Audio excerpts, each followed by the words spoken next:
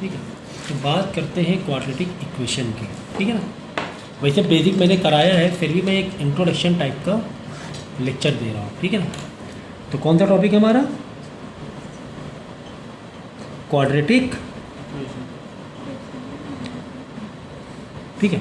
देखो बचपन से हम लोगों ने लीनियर इक्वेशन तो पढ़ा ही हुआ है, बचपन से हम लोगों ने लीनियर इक्वेशन तो पढ़ा ही हुआ है, ठीक है ना। लीनियर इक्वेशन जहाँ पर जो भी वेरिएबल होता था उस पर डिग्री नहीं होती थी, है ना। जैसे कि x+5 = 7, ये सब क्या है? ये लीनियर इक्वेशन है। 2y - 4 = 3, ये सब क्या है? ये लीनियर इक्वेशन है। क्या है ये लीनियर इक्वेशन है।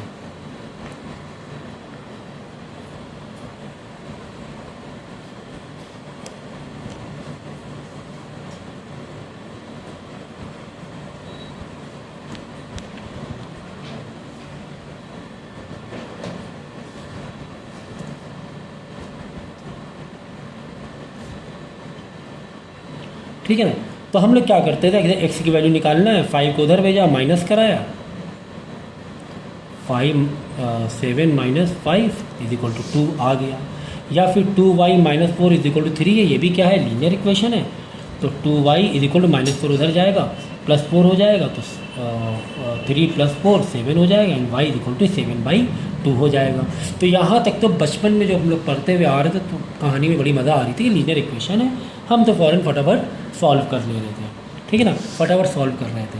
क्या होगा जब अगर वेरिएबल में कुछ पावर आ जाए, है ना, कोई वेरिएबल कुछ इस तरीके से आ जाए, जैसे x² = 3x + 2 = समथिंग 0, चलो 0 ले लो, ठीक है, इस तरह आ जाए इक्वेशन। या फिर x² + 16 = 0, कुछ इस तरीके से इक्वेशन आ जाए जहाँ पर, है ना, जहाँ पर क्या हो, पावर हो तुम्हारा वेरिएबल में क्या हो, पावर हो कुछ इस तरीके से, ठीक है ना। देखो यहाँ पे 3x² + 3x + 2 या x² + 16 = 0, 2, क्या ये लीनियर है? क्या नहीं सर, ये लीनियर इक्वेशन नहीं है, ये लीनियर इक्वेशन नहीं है। पावर आ गई इसमें 2, तो ये पावर जब 2 आ जाती है तो इसका जो फॉर्म हो जाता है वो क्वाड्रेटिक इक्वेशन का हो जाता है। अब इसको सॉल्व करने का तरीका अलग है। लीनियर इक्वेशन को तो बहुत ईजी है सॉल्व करने का तरीका, लीनियर इक्वेशन का तो सॉल्व करने का तरीका बहुत ईजी है इक्वेशन का, लेकिन क्वाड्रेटिक को करने के अपने तरीके होते हैं। क्वाड्रेटिक को करने के क्या होते हैं? तरीके होते हैं, ठीक है।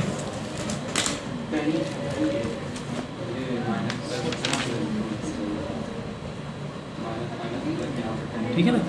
तो जहाँ पर हाईएस्ट जो पावर हो जाए, कितनी हो जाए?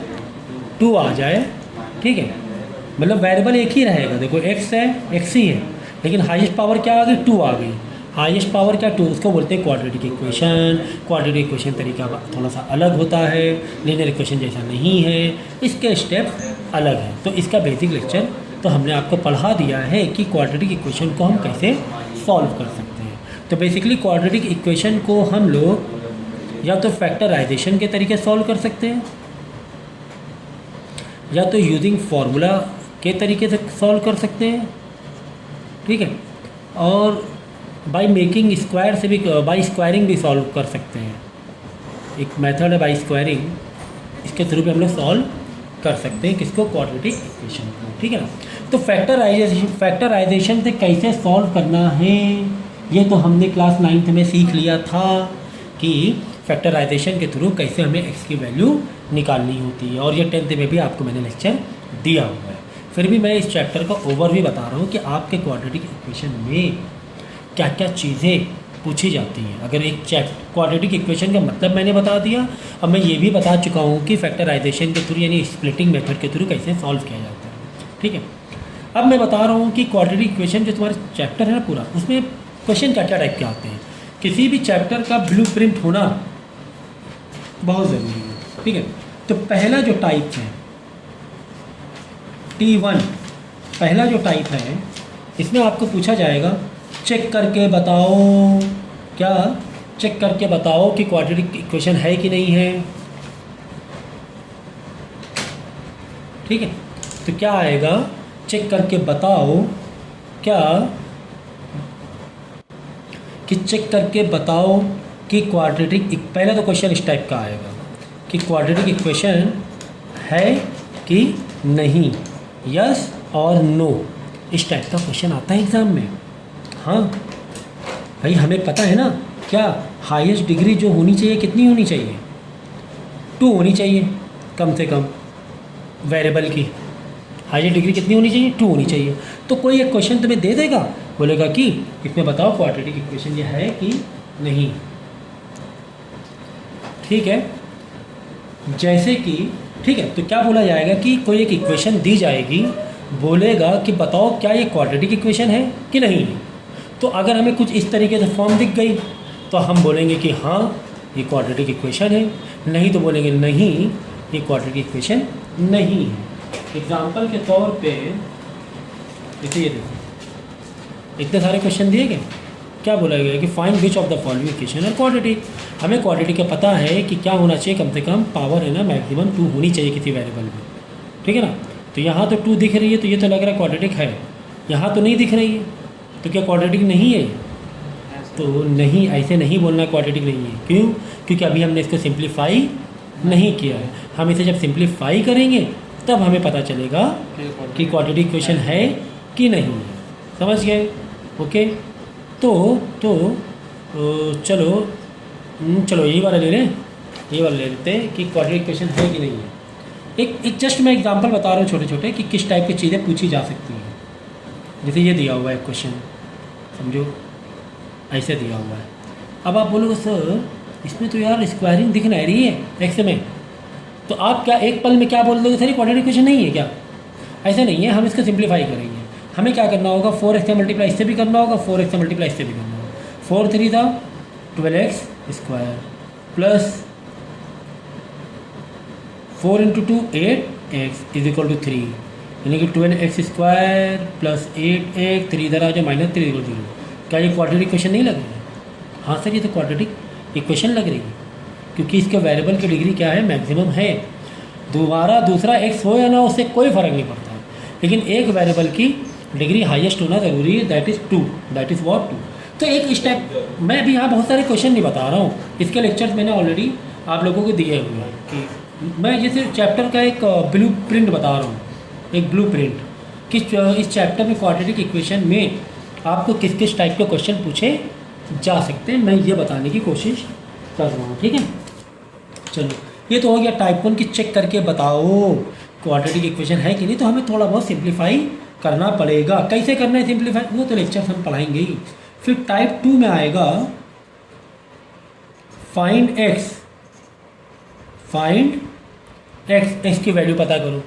अब एक्स की वैल्यू पता करो किससे, बाय फैक्टराइजेशन। एक क्वेश्चन ये आएगा कि फैक्टराइजेशन के थ्रू हमें क्या पता करना होगा, एक्स की वैल्यू हमें पता करनी होगी। यानी कि आपको ऑलरेडी एक क्वाड्रेटिक इक्वेशन दिया होगा, जैसे 9th में फैक्टराइजेशन नहीं करते थे, ऑलरेडी क्वाड्रेटिक इक्वेशन दिया होगा, उसके बीच में स्प्लिट करके हमें क्या करना होगा, इसकी x की वैल्यू पता करनी होगी। तो फाइंड x में एक मेथड आपको दिया जाएगा बाय यूजिंग फैक्टराइजेशन, और दूसरा एक और टाइप 2 में बाय यूजिंग फार्मूला। ठीक है, अब देखो इसको स्प्लिट कैसे करेंगे, ये मैंने पूरा मेथड समझाया हुआ। अब मैं यहाँ पर ये चीज़ नहीं समझा रहा हूँ, वो तो आपको अलग अलग पार्ट के लेक्चर तो ही कम से कम 6-7 लेक्चर इसके बने हुए। तो टाइप 2 में क्या आएगा, फाइंड x कैसे, यूजिंग फैक्टराइजेशन। ठीक है ना, इस टाइप का क्वेश्चन आएगा। फिर टाइप 3 में भी आएगा क्या, फाइंड x, हाँ x ही फाइंड करना होगा, लेकिन यूजिंग फार्मूला होगा। कैसे करना होगा, यूजिंग फार्मूला। x को फाइंड करना होगा, लेकिन कैसे, यूजिंग फार्मूला। तो यूजिंग फार्मूला क्या होता है, देखो x इज इक्वल टू,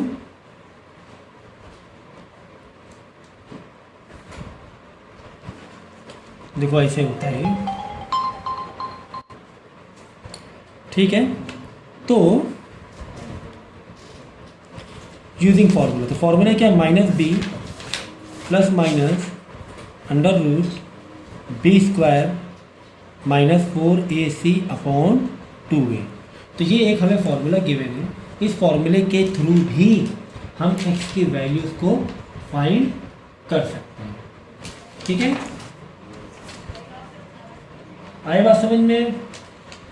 क्या बात समझ में आई कि x की वैल्यू हम एक तो फैक्टराइजेशन के थ्रू यानी कि स्प्लिटिंग मेथड के थ्रू भी हम पता कर सकते हैं, या फिर इस फॉर्मूले के थ्रू भी x की वैल्यू पता कर सकते हैं। इसमें भी दो वैल्यू आएगी, जिस तरह स्प्लिटिंग मेथड में दो वैल्यू आती थी, देखो यहाँ पे क्या प्लस माइनस है, एक बार प्लस वाला अलग फार्मूला रहेगा, मतलब लास्ट में प्लस और माइनस अलग अलग कर सकते हो। तो जब ये आप करोगे ना, जब हम आपको इसको समझाएंगे तो आपको फिर समझ में आ जाएगा। अभी तो हम आपको सिर्फ ब्लूप्रिंट दे रहे हैं, एक ओवरव्यू दे रहे हैं कि किस किस टाइप के क्वेश्चन पूछे जाते हैं।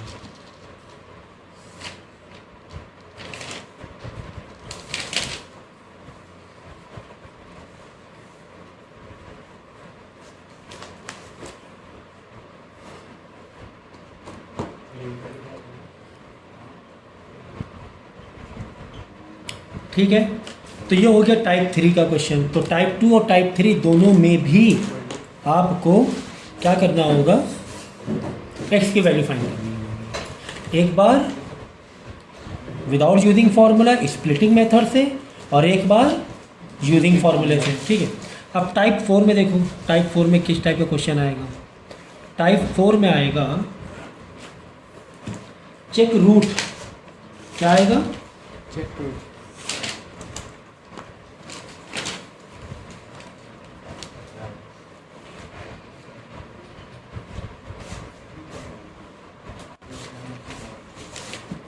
नेचर ऑफ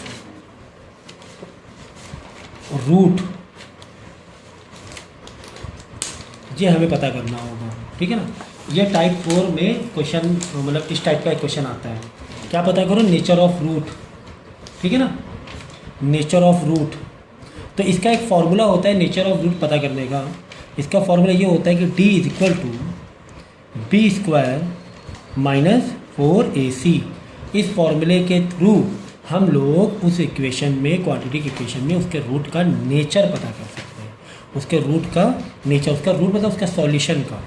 रूट का मतलब क्या होता है? सॉल्यूशन।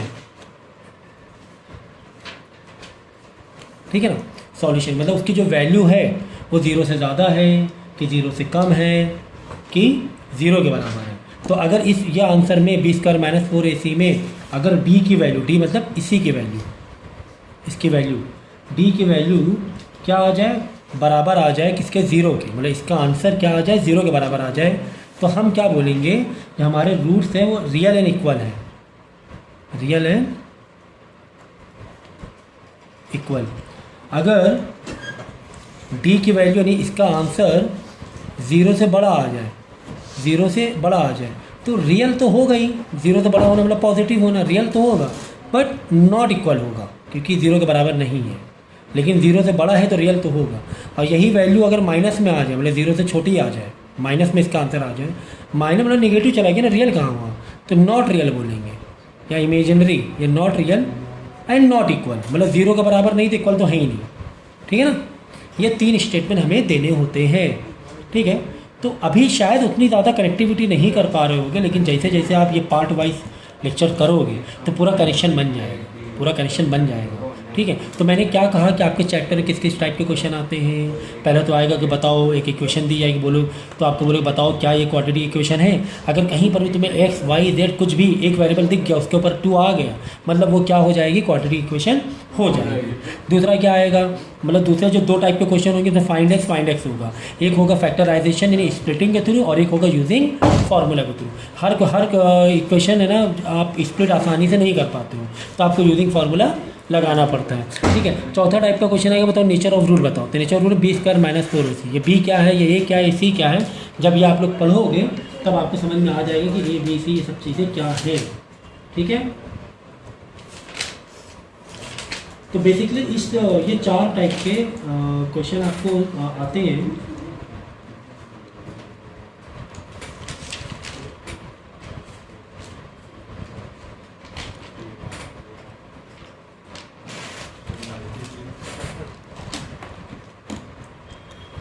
ठीक है, तो देखो जो फाइंड एक्स है ना, इसकी जगह फाइंड सॉल्यूशन करके भी हो सकता है वर्डिंग, तो उसमें घबराना नहीं है।